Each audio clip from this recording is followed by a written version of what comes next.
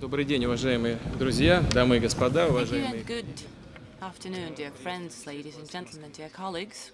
I'm glad to welcome all of you to Moscow, to this meeting of the Ministers of Finance and Governors of Central Banks of the G20. We believe that our today's event is an important stage in the preparation for the forthcoming G20 meeting under Russian presidency. Obviously, the situation in the global economy requires consolidated, responsible actions. Time when crises were isolated and local lies behind. Financial turbulations in a number of leading world economies have impact on the situation in the global economy. It is impossible to protect oneself against global processes. In a similar fashion, no one country alone is capable to deal with global problems by itself. That calls for new requirements to global financial institutions and calls for the need of close coordination in implementation of financial policy, fine-tuning of those instruments, establishment of new ones to take care of accumulated disbalances, encouraging growth in all regions of the world are the main goals of G20 under Russian presidency. At the peak of the crisis, the G20 agreed on coordinated steps and measures to support the economy, both at the national level and at the level of international organizations. It was G20 that introduced ban on trade protectionism and gave new momentum to negotiations. We came up with new principles of financial regulations. We launched negotiations on reform of the international financial institutions, IMF, in the first place. In the recent years, supporting sustainable and green growth became one of the important topics of our agenda.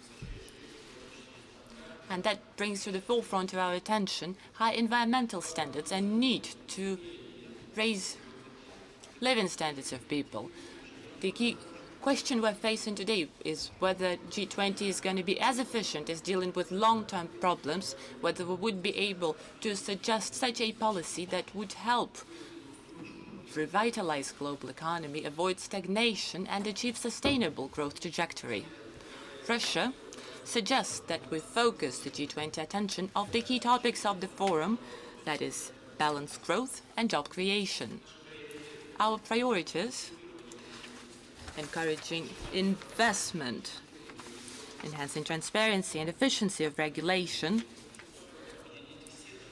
allows to unite all areas of G20 work to achieve our ultimate goals. As part of these priorities, we suggest we talk about capital markets development and instruments that would help finance investment and global trade. We also suggest we talk about regulation of financial sector and its infrastructure, both globally and nationally. A special place in the agenda plays promoting jobs, creating new jobs, especially for the vulnerable groups of population. I hope that your forthcoming meeting with labor ministers that is scheduled to take place this June will contribute to this endeavor. This is a novelty introduced by the Russian presidency. And please note that by introducing this new format, we are taking on board suggestions by trade union leaders that tabled this proposal some time ago. We first discussed this proposal in Los Cabos, and all of my fellow leaders supported me. We believe that the whole range of our agenda items are interdependent and complementary. Creating favorable environment for investment requires fine-tuning of financial instruments, structural reform, combating corruption. Another priority topic is closely linked to investment, which also has to do with financial group of issues, that is managing public debt. The situation remains difficult. The average debt burden in advanced economies has increased GDP. There's no clear vision of how states are to service that debt, and that alarms investors and puts countries in the vicious circle of debt and economic crises.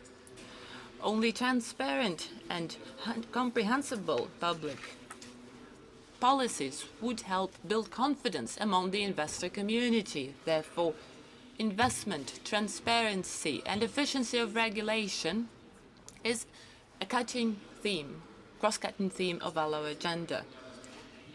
Russian priorities strive to achieve continuity in the discussions of the forum, will continue implementing arrangements in establishing a more fair and more sustainable and resilient to risks financial system. I believe that decisions that were taken by G20 in Seoul as regards redistribution of the quota and the IMF must be honored. We also hope that G20, during the forthcoming summit under Russian presidency, would be able to agree on proposals on the new quota formula that would fully take on board the current state of affairs in the global economy. Among important steps, let me mention introduction of new banking standards and enhanced supervision on the systemically important financial institutions and shadow banking. Let me also mention fully tapping potential of the Financial Stability Board as a full-fledged international structure. Those topics, and we highlighted, are priorities for Russia in our domestic policy inside the Russian Federation. Yesterday, I met with OECD colleagues and discussed it at length. Recently, we've been giving growing attention to the investment growth as the key engine for the growth of the Russian economy. We are successfully conducting structural reform as part of the national entrepreneurial initiative. Together with business circles of our country, we are launching roadmaps to improve business environment. We are cutting administrative barriers and facilitating access to financial resources. Alongside with that, we continue developing infrastructure of the stock exchange market, creating favorable environment for institutions that offer long-term investment to the economy. One of very promising initiatives is the creation of mega regulator on the basis of the central bank and the Federal Service of Financial Markets. Its goal would be introducing new higher standards of financial regulation and building confidence among market participants. Traditionally, we've been given great attention to fiscal stability. In Russia, public debt is among lowest globally. We are targeting inflation constantly, comparing to many other countries. For instance, those many of you are representing, remains considerably high, but it's gone down over the past few years, last year and the year before that, and I hope that this year and in the mid and long term, the positive trend will continue. Our policy will be balanced, responsible, conservative, with approach to public finance. As of this year, a so-called budget rule came into force in Russia, which reduced dependence of budget on oil prices. We are aware of our problems. One of the most important problems is the so-called high oil and gas deficit. We shall work continuously and consistently on reducing it. We shall try to make the budget process more transparent. Colleagues, during the next day and a half, you ought to discuss main fiscal and budgetary policies of leading global economy. G20 is your forum and your organization, first and foremost. It was set up on purpose to make sure that experts such as yourselves could get together, discuss issues, and came up with solutions you could propose to your leaders. I hope your work will be fruitful, and I hope as a result of this work you will be able to come up with promising, efficient decisions and recommendations that would lay foundation of the September summit of the heads of states of G20 in St. Petersburg. Then, if I may, let me summarize this brief discussion.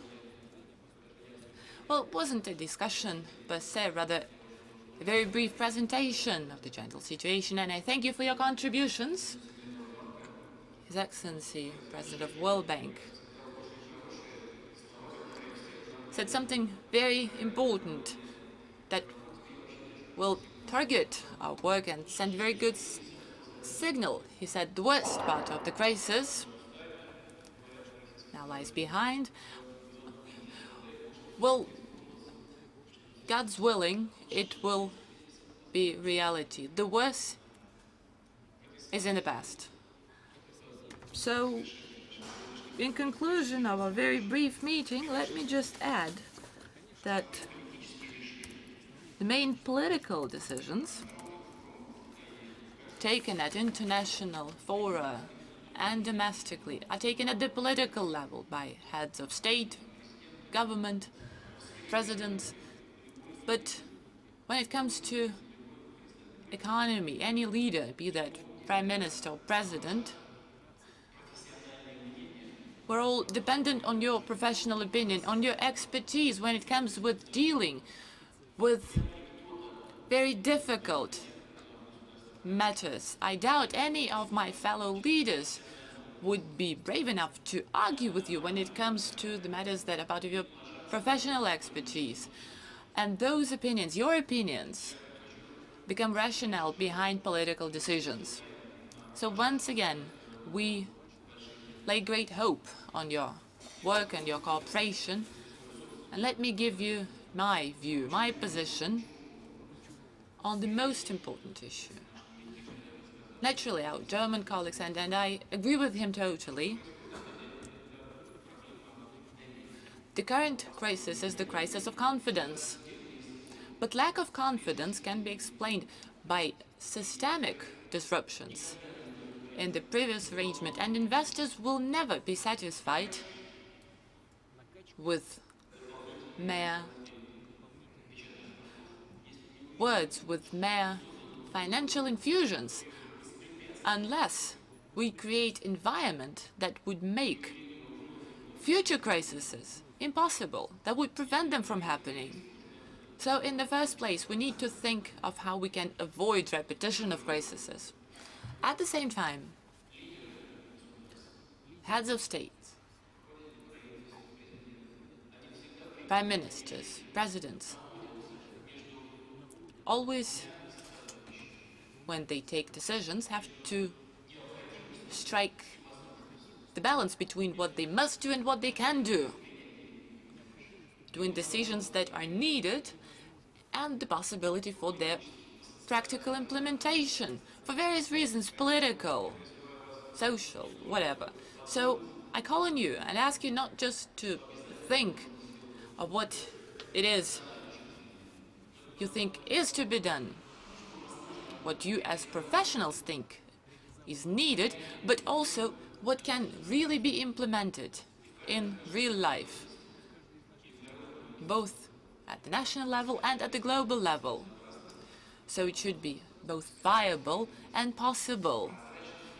It should be transparent and fair, both, once again, internationally and just, socially just, for different groups of population of our countries. And I wish you every success in this endeavor. Thank you very much for coming to Moscow. Thank you for your tireless efforts aimed at resolving long overdue and important issues. Thank you and all the best to you.